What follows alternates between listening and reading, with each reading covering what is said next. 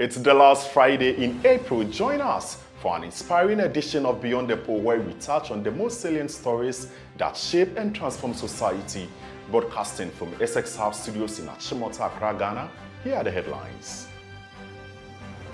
Vice Versa Media Ghana launches Unsung Heroines to project the resilient and industrious young females in Ghana. Doctors advocate for equal access to better healthcare for women as part of World Health Day celebration to end maternal and newborn deaths. We shed a spotlight on some of our indigenous cloth with the symbolic meanings to the Ghanaian community. And on Green Africa this month, we featured a young entrepreneur who is into rabbit farming. For our international headline, my colleague is on standby in Kenya to give us updates. Over to you. Kibra is one of the most well-known and densely populated areas in Africa. It's often painted as a place of endless misery, where residents have little hope to live by. We have these stories and more in store for you. Stay tuned for details. My name is Mike Kojo Frimpong.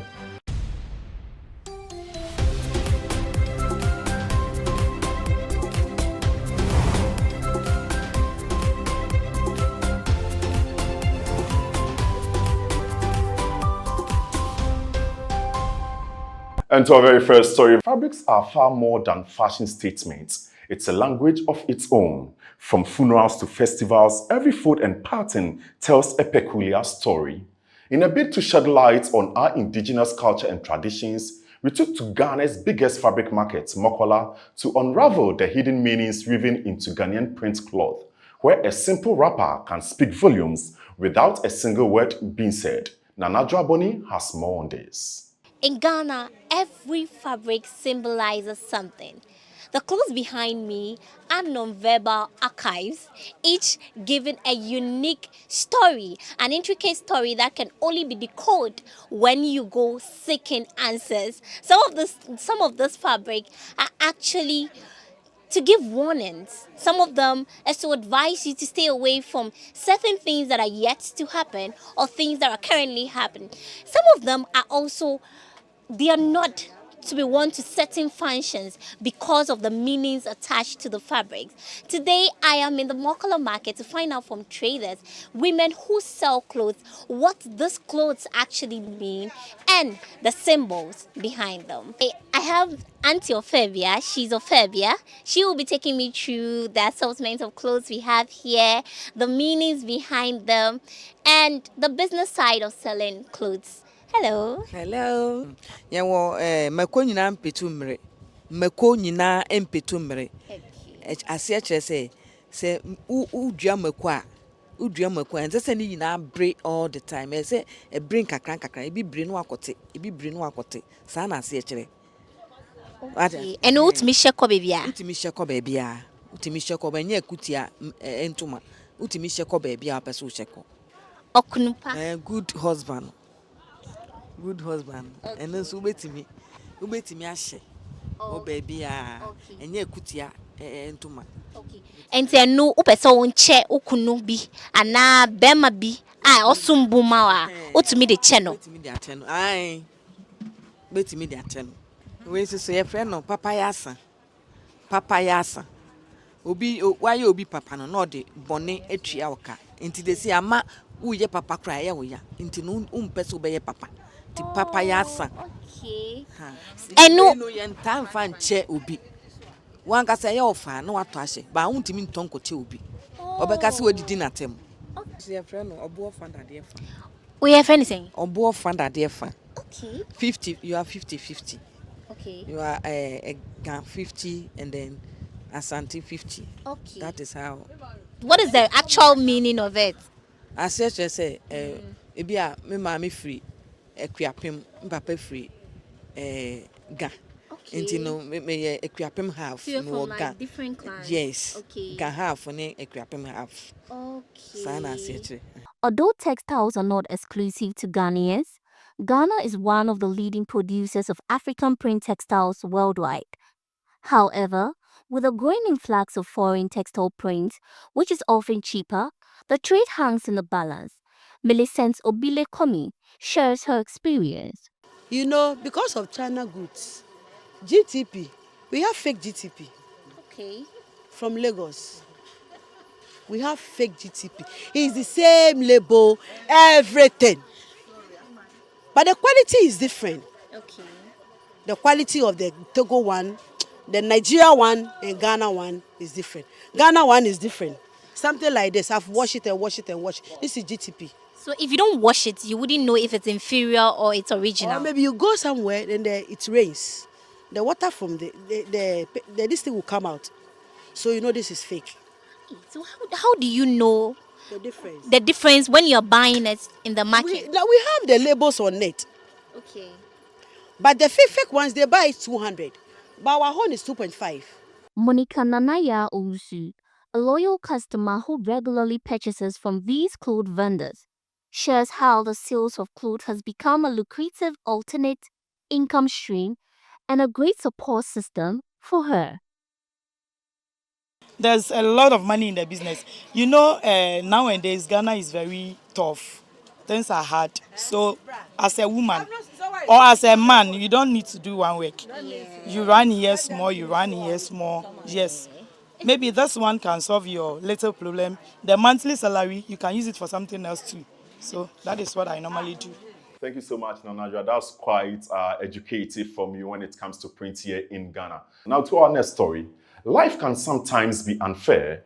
With a man who has so much to offer his family and community, his life changed forever since 2001. Although cycling was never a part of his daily activities, stigmatization and neglect after his horrific accident paved the way for what has now become Richard Attah's passion. Now, with the World Cycling Championship coming up, he is full of praises for that competition. Before the unfortunate accident on January 13, 2001, Richard worked as an auto electrician and driver, with aspirations of opening his own shop, becoming a master of his craft, and training others. His life took a dramatic turn after losing his left hand in the accident. Afterward, Richard became a target of discrimination. Bus conductors and drivers often ignored him at stops, believing he couldn't afford the fare. This exclusion led him to purchase a bicycle for personal transportation, an act that gradually led him into professional cycling. I'm an auto electrician. I'm a Achimota. Kisby Junction, I'm Juma. Monsieur Juma in 2001. Na yakwa ye na kabi. Betwify mu. Ewe ye nase. And I'm sa left no. Me amputee na pai kum bet dompe na mbu anya hwe. It is Saturday, Sunday na we say me son me amputee ani fisuo e bon kakankan.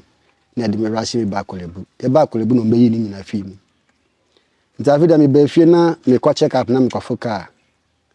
Toto na be gina anya maye. Me kwa foka no meti ni hwe manim sa o se ayema. Enso na kwan wo mu. I am yapa Saturday na me sumi auto electrician driver. Obi am nim ka kapa na me kwa check up driver we beti ni so amfani. Mankasa na me force ya na me kwa kolebu check up buy. Nti me kwa buy na afi dem beto bike, benya mountain bike.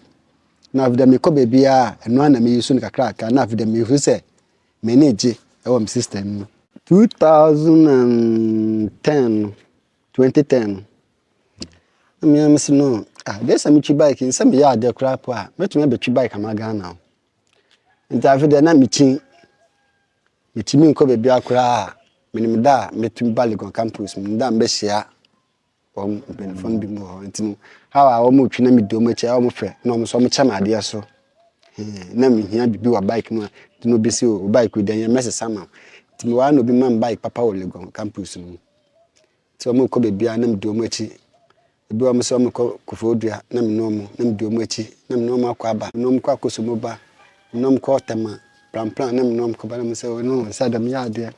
Despite winning several medals in local competitions, Richard continues to face serious financial struggles, often relying on friends for support even with his most basic needs. The dream of competing internationally remains distant, as he has been repeatedly denied visas despite his qualifications and invitations. That's where I'm Ghana here. Me Canada visa me to me uncle. Me we na ka push.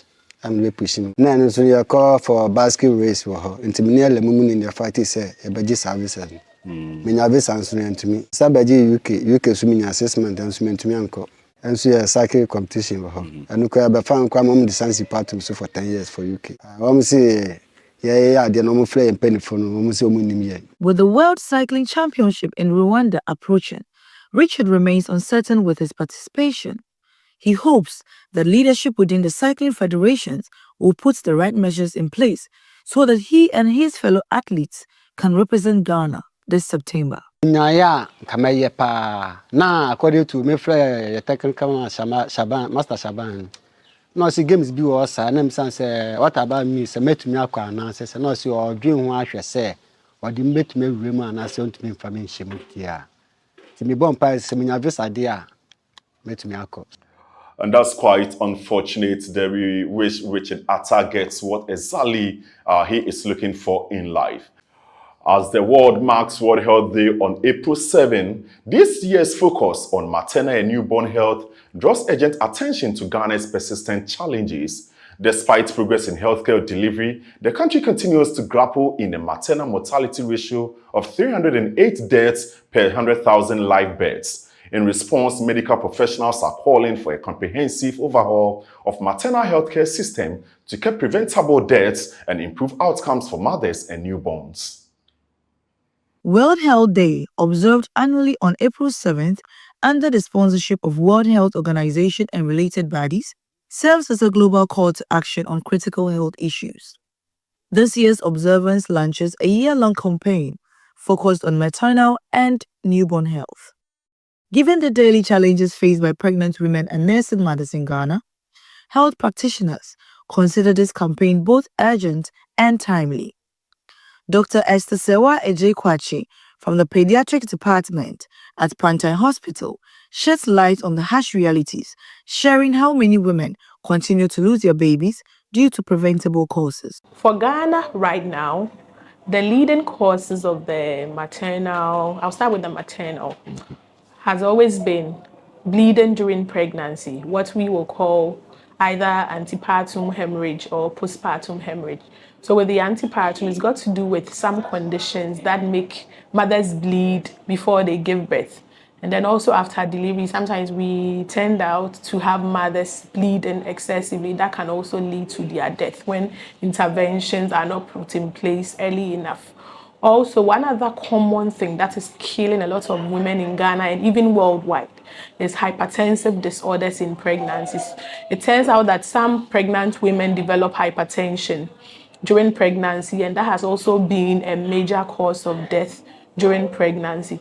And then also poor access to healthcare. Some people do not have access to hospitals because of where they find themselves. So they are not able to go for regular visits so that if they have any medical condition or any problem, it can be sorted out. In a heartfelt plea, a nursing mother who has personally endured the physical and emotional toll of pregnancy and childbirth calls for strengthened support within the health sector.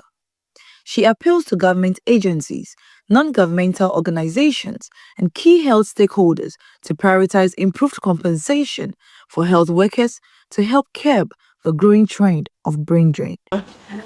I would advise they provide more healthcare machineries, and secondly as well, more compensation for nurses and doctors as well, because it's not easy for them to have all this long courses, and after that they have to run away from the country going for other places for work or something. So I think that will be more compensation. That is the main thing. Vice Versa Media Ghana has launched a new initiative, Unsung Heroines, to spotlight young women making significant contributions to their families and communities despite financial hardship and social discrimination. The debut episode features Khadija, a 28-year-old transport operator here in Accra. Midindi Kismat, I don't know friend me, Khadija. Me a church driver. Okay. No in as a mate, but meaning that's only in as a me a business woman. But sena Brabone cotton say one for be bianco anymore, unya de obeying. And I'm Mr. T driving. ana omochile me omochile so okay sisi anu ma benya me same eduma me fa ono as before ambenya me ankasa me eduma dia ma me starting with this one before so now wo north no one year wo yeah one year me one now go school yeah go school ko do say me die school my sister because they be in Nifie so it ko do say class 6 and I major wow and I major my sister say Untold because I be in Nifie. Determined to survive and make a difference in her community, Khadija, despite societal expectations, decided to become a driver's mate, a role women shy away from in Ghana. After long hours navigating across heat as a security guard, she eventually found her way into public transport. Driving in one trail. But for me, master, onunika na make it anu. Onu ne chair me drive. Okay, so person utia driving the then or kind. No, odika ni ti onu. Obedu na manfo pekwan. Bisu mi hwe no the way I was to can in ade no. So obedu ma movie can from that place to here. I see. I know this one say when they took me see me on Jindi. So I know this one say person see drive and me see ya. I know say okay. 1 week na me this year driving. Oba ha no. First na dey na we answer na we do master. Oh na me ton wache. What am I station? There be Madina. Wa we watching. There be obedient na e bo that time right. 10 cedi no di my day. Wow, it's through the watching. Through the watching and I make your security. Hey, Khadija, when you deal. Wow. This lady, I need to tap into her blessing. Like, she doesn't give up. Now we have security. Now we have security. See gold company be.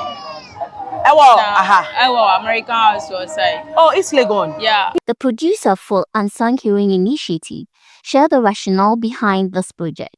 We have identified the silent struggles marginalized groups, especially women, go through each passing day. Their dreams oftentimes cradle through the cracks despite their daily hustle. They are the backbones and the unsung heroines of our society, engaging in menial jobs most people in our society shy away from. But here at Vice Versa Media Ghana, we have made it our mandate to celebrate these marginalized women and provide a platform for them to access resources to inspire other women who are on the verge of giving up on their dreams. With our new initiative called the Unsung Heroines, from programs to publications to production to technical aspect of it and to our country coordinator, we are doing our very best so that these women will not be in the dark forever. I have a part to play, and so do you. Now we cross over to Nairobi, Kenya, where my colleague is ready to give us details of our international story. Hello, what do you have for us?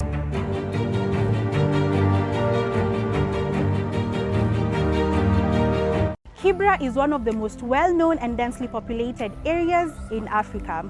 It's often painted as a place of endless misery, where residents have little hope to live by. It's also depicted as a hopeless place where there are little to no opportunities for growth or change. While some of these stereotypical narratives may reflect some of the common real-life challenges faced by the community, they often overlook the complexity, resilience, and diversity of life within Kibra.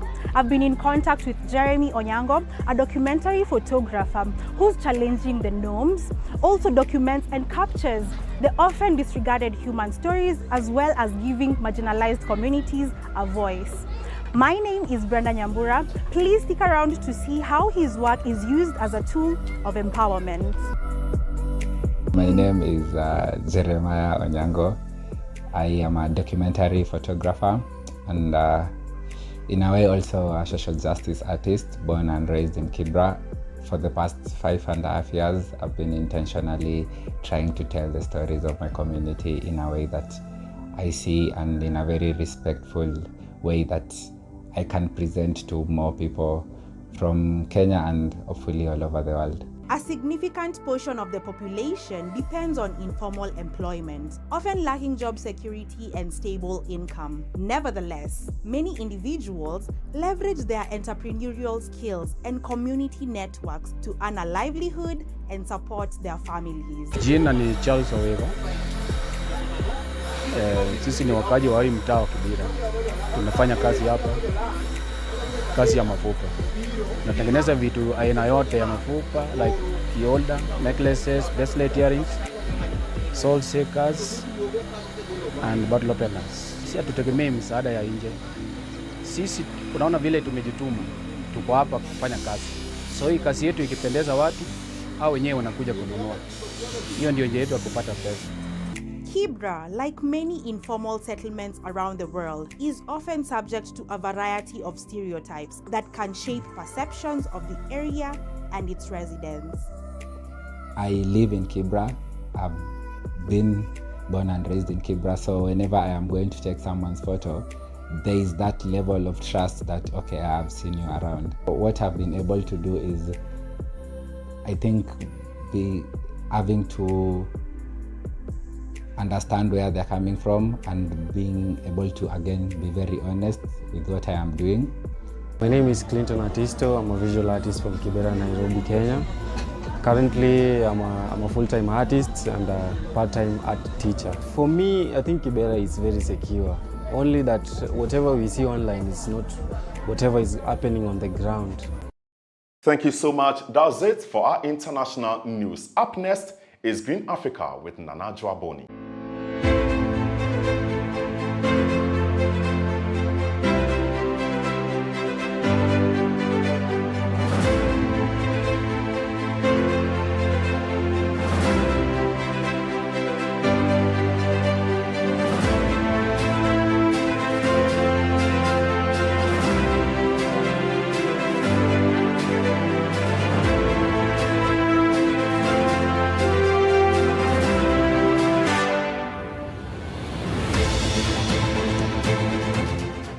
This is Green Africa.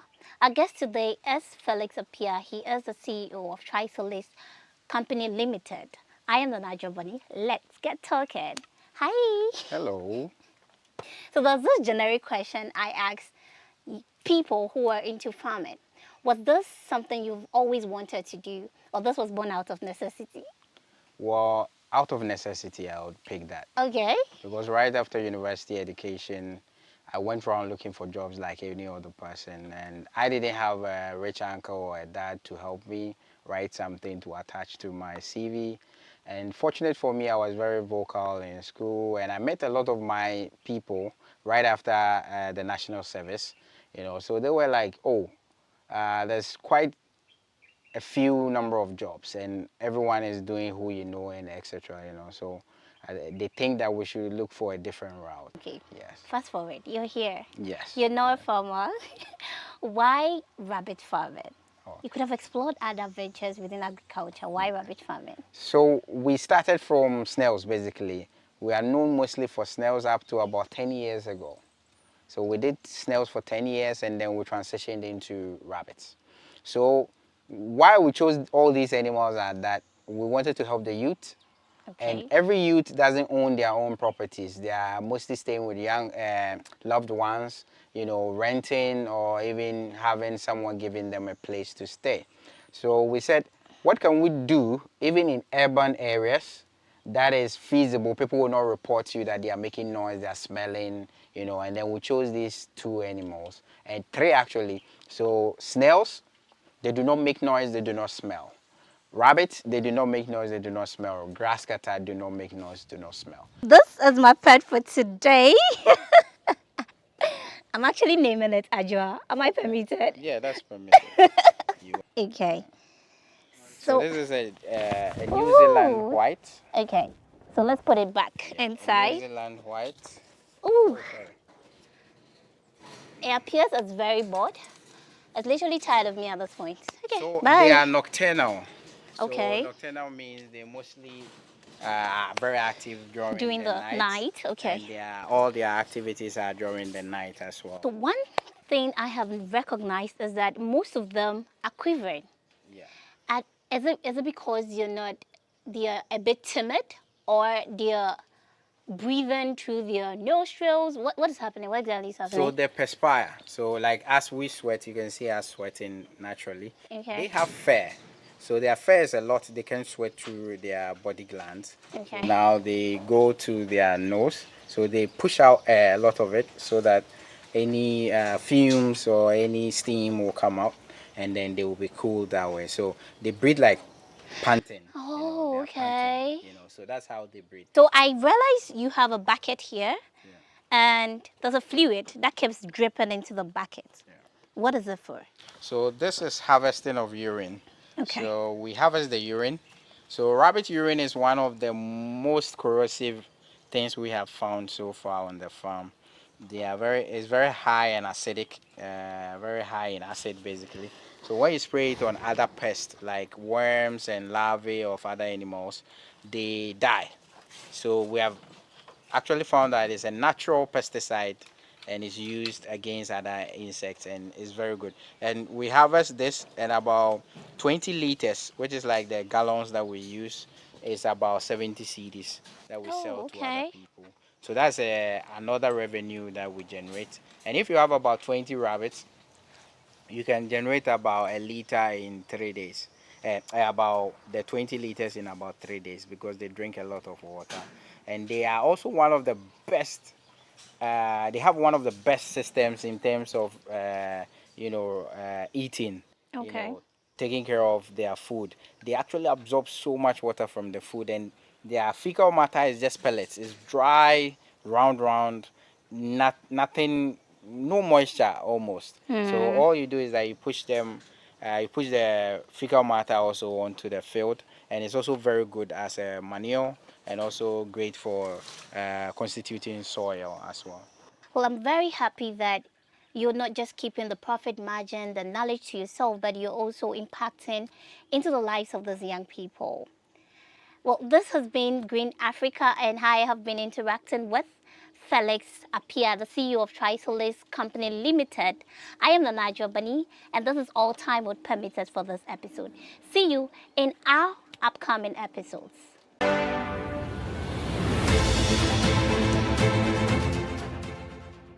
That's quite some education there on rabbit farming here in Ghana. Thank you so much, Nanajwa, and thank you for watching. This is all for this month's edition of Beyond the Pole, broadcasting from SXR Studios here in Achimota, Accra, Ghana. Don't forget to support the Unsung Heroine project. To donate, contact us on the numbers on your screen. My name is Mike Kojo Frimpong, and this is Vice Versa Media Ghana.